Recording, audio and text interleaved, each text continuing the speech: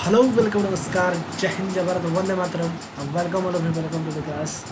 मेरा नाम है प्रियांशु और मैं आप सभी का मेरा भाई स्वागत करता हूँ एक बार फिर से एक नए सेशन में, जहाँ आज हम कर रहे होंगे, जैसा कि आप सभी ने थंबनेल पर भी देखा होगा भाई साहब, आज हम बेसिस थ्योरम के बारे में पढ़ रहे हैं। ठीक है, प्रोबेबिलिटी का एकमात्र ऐसा कॉन्सेप्ट है, ठीक है, जो कि हर बार आपके माइंड में नहीं रहता, ठीक है, लेकिन फिर भी सवाल आते हैं। ठीक है भाई, वो ऐसे कंडीशन पर आपको करना क्या होता है कि आपको मतलब एक थ्योरी वाइज चैप्टर वाइज मतलब एक बार में प्रोबेबिलिटी ख़त्म कर देना भाई साहब बहुत बड़ी वाली बात नहीं, ठीक है, लेकिन उसके कॉन्सेप्ट अलग अलग करके बताना ये बहुत बड़ी वाली बात है कि नहीं।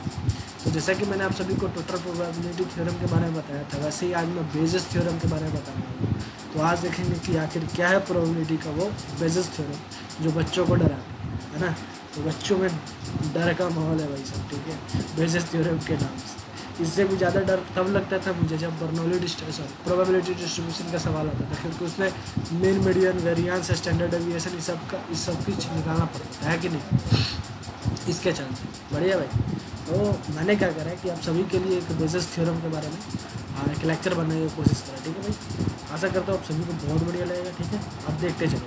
ठीक है, आज हम उससे पहले मैं बात करूँगा थोड़ा सा टोटल प्रोबेबिलिटी थ्योरम के बारे में। भाई क्या है टोटल प्रोबेबिलिटी थ्योरम? टोटल भाई सही दिख रहा हूँ, टोटल प्रोबेबिलिटी थ्योरम। ठीक है, टोटल प्रोबेबिलिटी,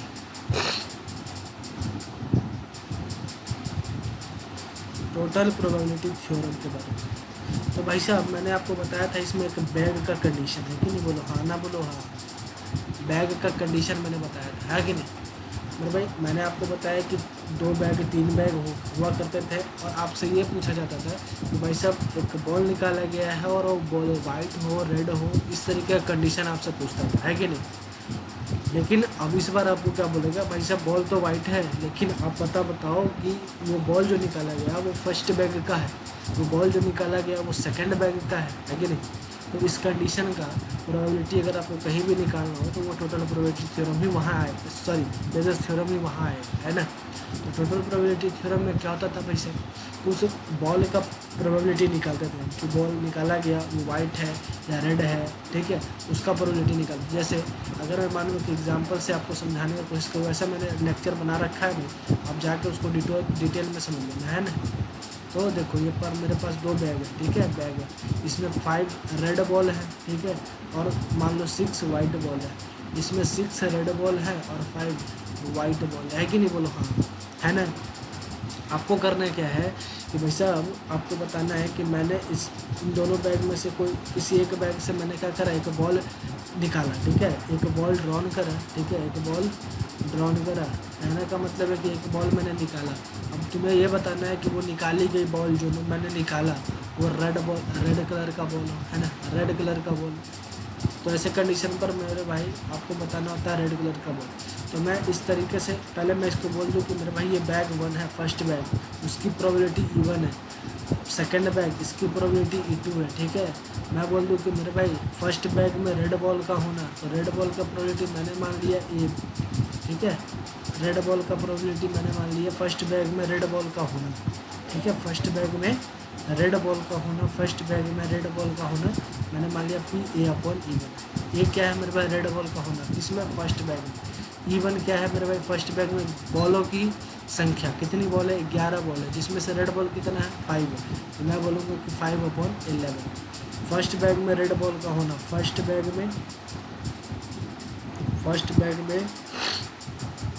रेड बॉल का होना, ठीक है भाई, रेड बॉल का होना, है ना, समझ में आ रही है मेरी बात। अच्छा, सेकंड बैग में मेरे भाई, सेकंड बैग में रेड बॉल का होना, बताना, सेकंड बैग में रेड बॉल का होना, रेड बॉल का होना, है ना, सेकंड बैग में रेड बॉल का होना। मेरे भाई सेकंड बैग में कितने बॉल है, टोटल 11 बॉल है, उसमें से रेड बॉल कितने हैं, 6। आप बोलोगे सेकंड बैग में, मेरे भाई सेकंड बैग में रेड बॉल का होना आप 6/11 यानी PA/E2 बोल सकते हैं ना।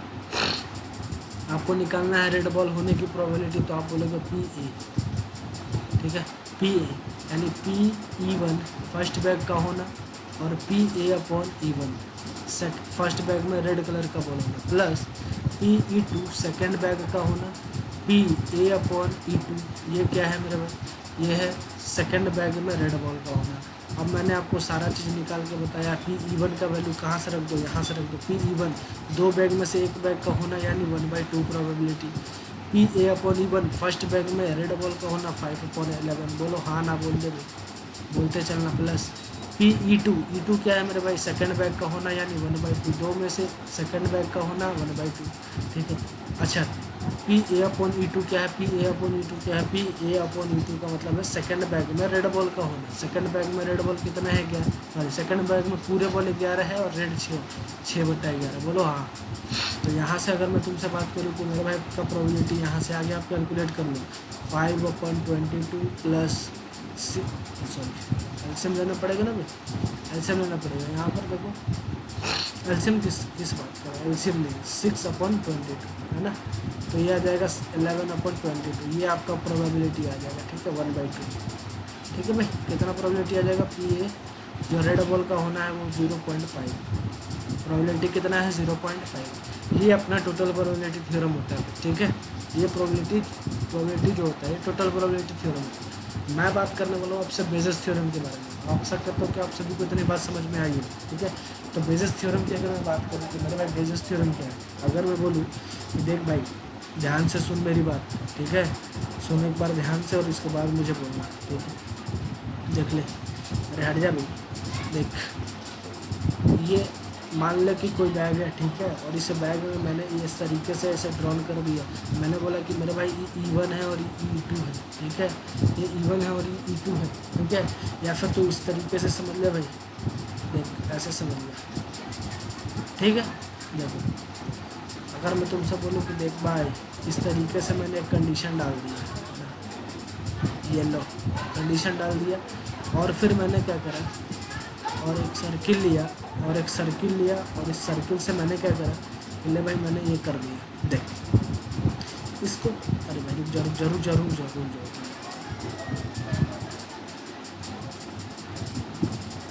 ठीक है। इस कंडीशन पर मैंने बोला कि देख भाई ये एक सैंपल स्पेस ही मान लो तो, ठीक। अच्छा इसमें मैंने क्या कर दिया, एक तरीके से इस तरीके से मैंने आपको बता दिया। देख भाई इसमें जो है ना ये E1 है, ठीक है, और ये E2 है, ठीक है, और इसके कहीं ना कहीं एक बीच में अगर मान लो ये भाग E1 है, इसका ये भाग E1 है और ये E2 है, ठीक है। तो ये जो सर्किल है इन दोनों का एक कॉमन रीजन है, ठीक है। इसी को हम बेजस थ्योरम से कैसे बता सकते हैं। तो बेजस थ्योरम में क्या होता है, इस तरीके से अगर आपको समझ में ना आए तो आप बैग बना लो, तुरंत ही क्या करो, बैग बना लो, क्योंकि बैग का ही सवाल आपसे अक्सर पूछा जाता है। देखो अगर मैं बोलूँ, हालांकि इस कंडीशन से आपको बोला जाए कि मेरे भाई निकाला गया जो भी कुछ है, जैसे बॉल है, चाहे कोई सिक्का है या फिर कुछ भी है जो निकाला गया है, वो फर्स्ट बैग में से या फिर सेकंड बैग में से निकाला गया है, इसकी प्रोबेबिलिटी तुम्हें बताना।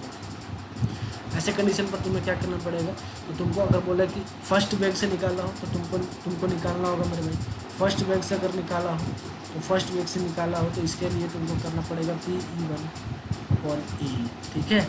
फर्स्ट बैग से अगर निकाला हो तो PE1/A, इसके बाद आपको प्रोबेबिलिटी लिखना पड़ेगा PE1, ठीक है।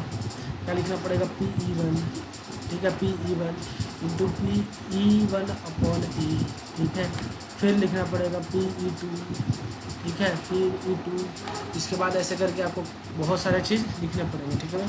तो इसके कहने का मेरा मतलब ये है भाई, मेरे कहने का मतलब ये है कि अगर आपको बोले कि मेरे पास जो ये बैग था तो पहले बैग से निकालना हो तो इस तरीके से ये कर लो, और सेकंड बैग के लिए PE1/A लिख लो नीचे, और फिर PE2 सेकेंड बैग के बारे में PE2/A लिख लो। ये आपका आ जाएगा प्रोबेबिलिटी का फॉर्मूला। क्या करना पड़ता है, जिसमें से निकाला गया है, ठीक है भाई, जिससे निकाला गया है ना, जिससे निकाला गया है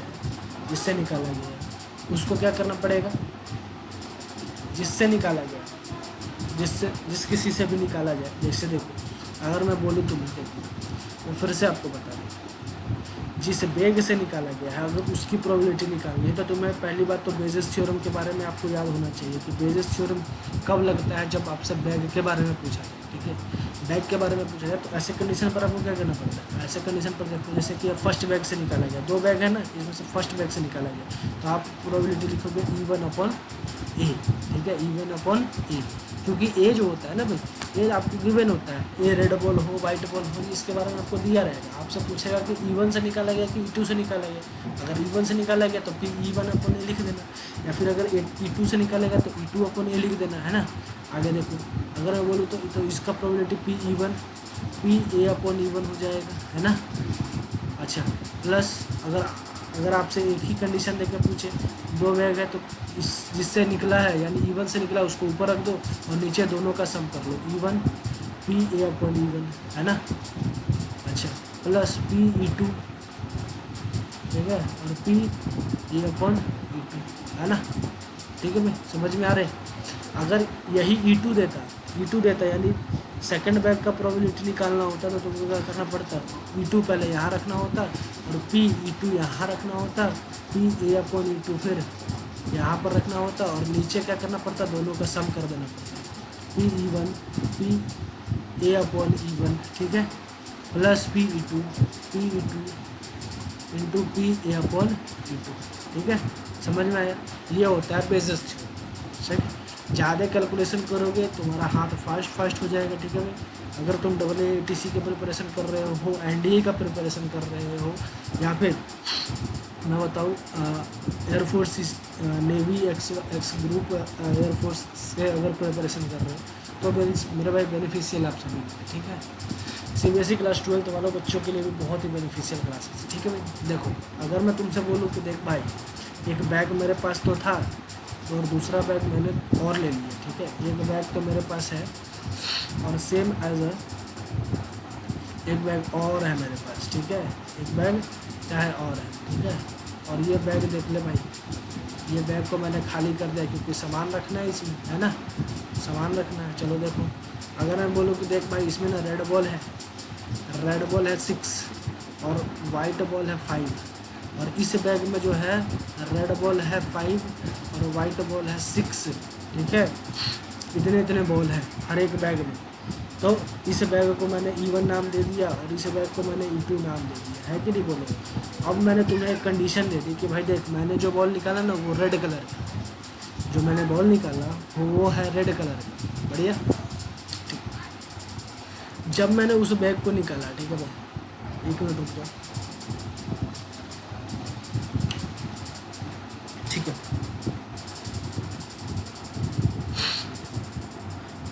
जब मैं उस बैग से निकाल रहा हूँ, ठीक है, जब मैं उस बैग से क्या कर रहा हूँ, निकाल रहा हूँ। ठीक है भाई, जब मैं उस बैग से क्या कर रहा हूँ, निकाल रहा हूँ, क्या रेड एक बॉल को ड्रॉन करा और वो जो बॉल है वो रेड कलर का है।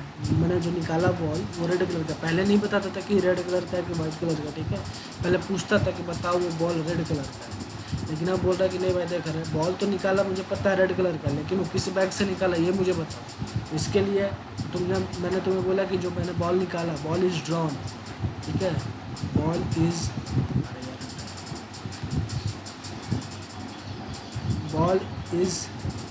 Drawn is red in colour. ठीक है, तुम्हें बैग की प्रोबेबिलिटी बतानी है मेरे भाई, बैग की प्रोबेबिलिटी बतानी है ये किस बैग से निकाला गया है। ठीक है, किस बैग से निकाला गया है। तुम ऐसे कंडीशन पर तुम क्या कर रहे हो बताओ। तुम पहले E1 कैलकुलेट करो, PE1 क्या है ये बताओ मुझे, PE2 क्या है ये बताओ। ठीक है, PA/E1 क्या है, ठीक है, और PA/E2 क्या है, ये सारा का सारा चीज़ मुझे तुम बताओ। मैंने पहले भी ये कैलकुलेट करके बताया ना, हाँ बताते चलो, बताओ भाई बताओ। ठीक है, कमेंट करते रहना। ठीक है भाई, PE1 क्या है, E1 कहने का मतलब है 2 बैग है उनमें से E1 यानी फर्स्ट बैग के होने की प्रोबेबिलिटी कितना है 1/2, सेकंड बैग के होने की प्रोबेबिलिटी है भी 1/2। A/E1 का मतलब क्या है भाई, A/E1 का मतलब है फर्स्ट बैग में किस कलर का बॉल होना, मेरे भाई रेड कलर का बॉल होना। ठीक है, फर्स्ट बैग में रेड कलर का बॉल होना कितना है मेरे भाई पूरे बैग में तो 11 है और रेड कलर का बॉल कितना है, तुम बोलोगे 6, लिख दो। यहाँ पर PA/E2 है, सेकंड बैग में रेड बॉल का होना 5 अपॉन कितना हो जाएगा 11, है कि नहीं। ये सारा का सारा चीज़ आ गया आप सभी के सामने। अगर ये सब चीज़ अगर आ गया तो आपको खुश होना चाहिए भाई। क्या है, खुश होना चाहिए। क्यों खुश होना चाहिए, क्योंकि मेरा भाई आपका हो गया कहानी खत्म। देखो कैसे, मैंने पूछा था कि बताओ भाई साहब वो जो बॉल निकला वो फर्स्ट बैग से हो, देखो कैसे। अगर मैंने बोला कि फर्स्ट बैग से तो E1/A करना पड़ेगा आपको, और यहाँ पर फॉर्मूला लगाना पड़ेगा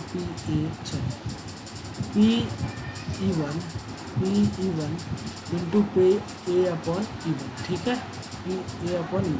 नीचे PE1 इंटू PA/E2, है कि नहीं, बोला हाँ ना बोला, ठीक है। प्लस PE2 है ना, PE2 इंटू PA/E2, है ना, बोल दो, ठीक है। अगर तुम समझ गए तो इस चीज़ को मैं यहाँ बता दूँ आपको। अब लिख दो PE1 यानी फर्स्ट बैग से निकाला गया है मेरे भाई PE1/A। इसका प्रोबेबिलिटी क्या होगा, तो तुम बोलोगे PE1 का वैल्यू कितना है 1/2, लिख लो भाई। अच्छा, PA/E1 का वैल्यू है 6/11, लिख लो। नीचे लिख लो भाई PE1A/E1 है ना, ठीक है, PE1A/E1, ठीक है। PE1 कितना है, PE1 है 1/2, ठीक है, और इंटू PA/E1 कितना है 6/11 प्लस। अच्छा इधर देखो E2 कितना है भाई, E2 1/2, है कि नहीं, बोल। अच्छा EA/E2 5/11, ठीक है भाई। अगर ये सब चीज़ समझ में आ गई तो आ जाओ इधर, इसको गुना कर लो 6/22, नीचे आ जाएगा 6/22 प्लस 5 कितना आ जाएगा भाई 22, ठीक है। तो ये आ जाएगा तुम्हारे पास 6, ठीक है, ये आ जाएगा 6/22 और गुने ऊपर चल जाएगा 22/11, इससे ये कटेगा, आ जाएगा प्रोबेबिलिटी 6/11, यानी फर्स्ट बैग का होना, यानी PE1/A का वैल्यू 6/11 आ गया। समझ में आ गई मेरी बात, ठीक है। इसे बोलते हैं मेरे भाई टोटल प्रोबेबिलिटी थ्योरम, ठीक है भाई, समझ में। इसी को बोलते हैं टोटल प्रोबेबिलिटी। देखो भाई होता है क्या, ठीक है, इतनी बात समझ में ना। स्क्रीनशॉट ले लो भाई, ठीक है, स्क्रीनशॉट ले लो। इसके बाद आप प्रैक्टिस करो, नहीं तो एक बार फिर से रिकॉल करो, फिर से वीडियो पीछे करो और फिर से एक बार चेक करो। देखो मैं छोटा छोटा वीडियो का क्लिप बना रहा हूँ, ठीक है। इससे क्या होगा कि आपका कॉन्सेप्ट बढ़ेगा। 10 मिनट 15 मिनट अगर इस वीडियो को देख लोगे तो एक कॉन्सेप्ट आपका पक्का हो जाएगा उस चीज़ का, ठीक है, उस चैप्टर से उस चीज़ का पक्का हो जाएगा, ठीक है। तो ऐसे कंडीशन पे आपको करना क्या चाहिए, तो मैं आपको एक एग्जांपल बताया। देखो टोटल प्रोबेबिलिटी थ्योरम आता है तो तुम बना लेते बेसिस थ्योरम। अगर टोटल प्रोबेबिलिटी थ्योरम नहीं है तो मेरे भाई मेरा एक रिक्वेस्ट है, तुम जाके एक बार चेक करो, है कि नहीं, कर लेना चाहिए वो, कर लेना चाहिए और उसको एक बार रिपीट कर लेना चाहिए। उसके बाद बेसिस थ्योरम पे आना चाहिए। मेरे भाई मैं बर्नौली डिस्ट्रीब्यूशन और प्रोबेबिलिटी डिस्ट्रीब्यूशन भी लेके आऊँगा, सिर्फ ऐसे ही टॉपिक्स, ठीक है भाई। और उसके बाद अलग अलग चैप्टर से अलग अलग तरीके का सवाल भी बताऊँगा मैं, ठीक है। एक एग्जाम्पल, एक थ्योरम, एक एग्जाम्पल और उसके बारे में कुछ उसके बारे में थ्योरी, ठीक है, ऐसे ऐसे करके मैं आपको बताते जाऊँगा, ठीक है। चलो आज के लिए बस इतना ही भाई, ठीक है। और आपको अगर अच्छा लगा हो तो क्या करना, लाइक सब्सक्राइब और एक बार कमेंट जरूर करना मुझे भाई, ठीक है। चलो आज के लिए चलता हूँ, बस इतना ही, टाटा बाय बाय, जय हिंद मेरे भाई।